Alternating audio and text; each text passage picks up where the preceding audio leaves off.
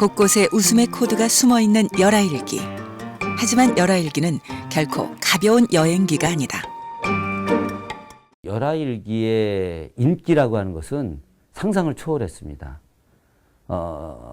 연암 박지원이 그 열하를 간 것이 44살 때예요.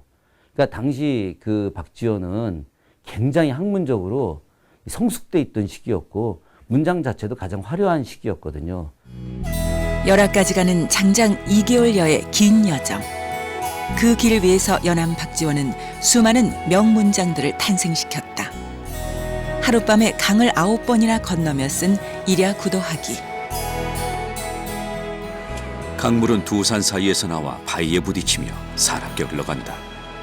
그 놀란 파도와 성난 물결, 구슬피 원망하듯 여울은 내달리고 부딪히고 으르렁대고 소리 지르니 언제나 만리장성을 물리칠 기세가 있다.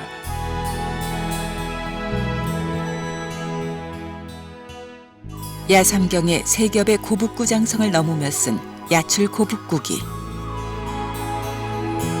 성 아래는 길길이 날뛰며 싸우던 전쟁터건만 지금은 오히려 사방으로 산이 둘러싸여 쓸쓸하고 적막하기만 하다.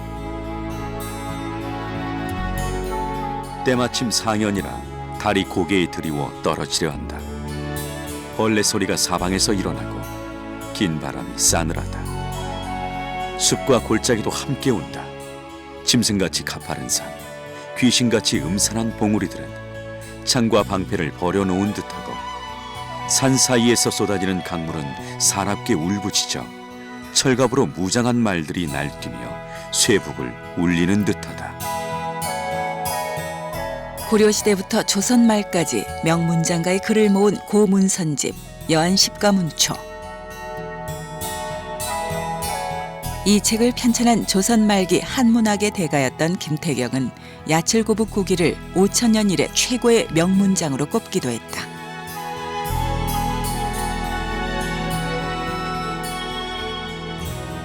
우리가 잘 알고 있는 소설 호질과 허생전 역시 열하일기에 실려있는 이야기다. 열하일기가 그 당시에 이제 인기를 끌었던 것 중에 하나는 구성이 굉장히 다양했다는 거예요.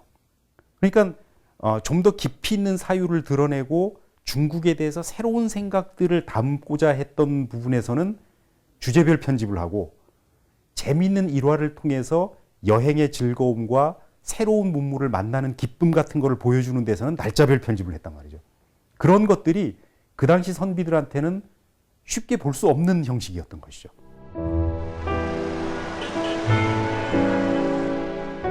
조선 최초로 엿보는 청나라의 심장이자 두뇌였던 열하. 그리고 열하까지 가는 그 길 위에서 풀어낸 삶에 대한 깊이 있는 성찰.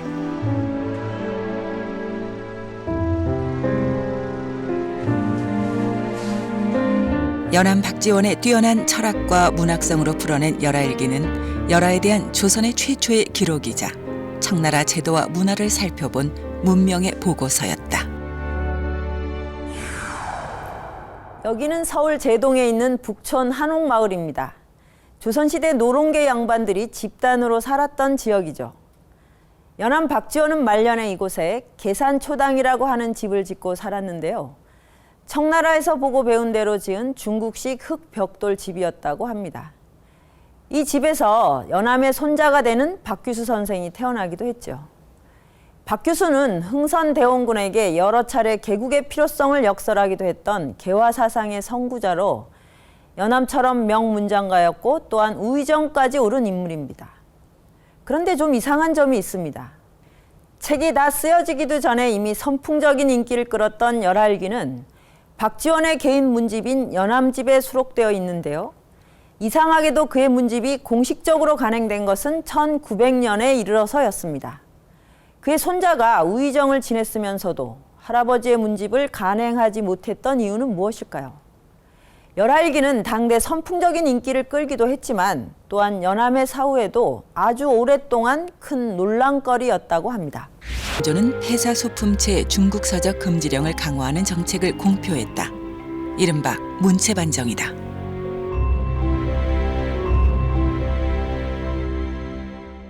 특징이 어떤 거냐면 일상생활에서 느끼는 아주 그 소소한 감정들, 또 우리가 일상생활에서 만나는 작은 사물들, 이런 것들에 깊은 관심을 가지고 그런 것들을 자세히 묘사하고 또 자기의 감정을 표출하는 데에서 즐거움을 느끼는 이런 형태의 글들을 우리가 보통 소품체라 그럽니다. 말하자면 큰 대자 대품체의 반대인 것이죠. 근데 이런 글들이 왜 문제가 되냐면, 이런 글에 한번 재미를 느껴서 빠지게 되면 성현들이 쓴 정통 고문체의 글은 지루해야 한다는 거예요. 점점 안 읽게 되죠. 그렇게 되면 나라의 기둥이 되어야 할 선비들이 성현들의 말씀을 안 읽고 매일 무슨 소품체, 그러니까 그 뭐 소설 문체라든지 또는 소품체, 아주 정조가 보기에는 보잘것없는 내용을 다룬 또는 쓸데없는 감정에 누설인, 그러니까 그런 글들만 읽게 된다는 거죠. 또한 당시 문풍문란의 주범으로 정조는 직접적으로 연암 박지원을 지목하기도 했다.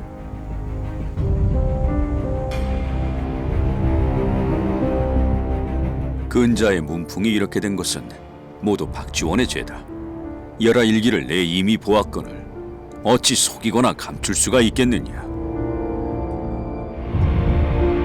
열하일기의 인기가 날이 갈수록 올라가고 많은 선비들이 열하일기의 글쓰기를 따라하려고 하는 거예요. 근데 그런 것들이 거꾸로 이제 정조 입장에서는 야, 이거 참 이렇게 가다가는 거꾸로 폐가문학재가 더 커져 나가겠구나.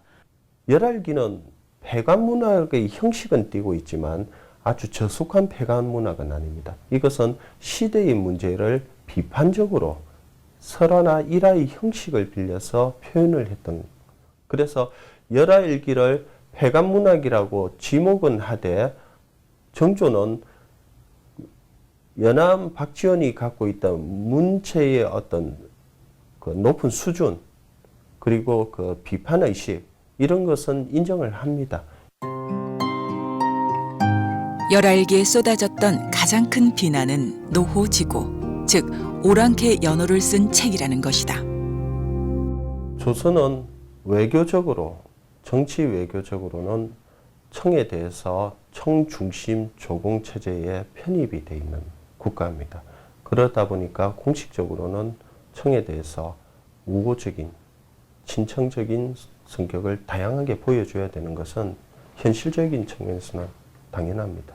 그러나 조선 후기 사회는 기본적으로 병자호란의 피해가, 그리고 병자호란의 기억이 여전히 남아있던 사회입니다.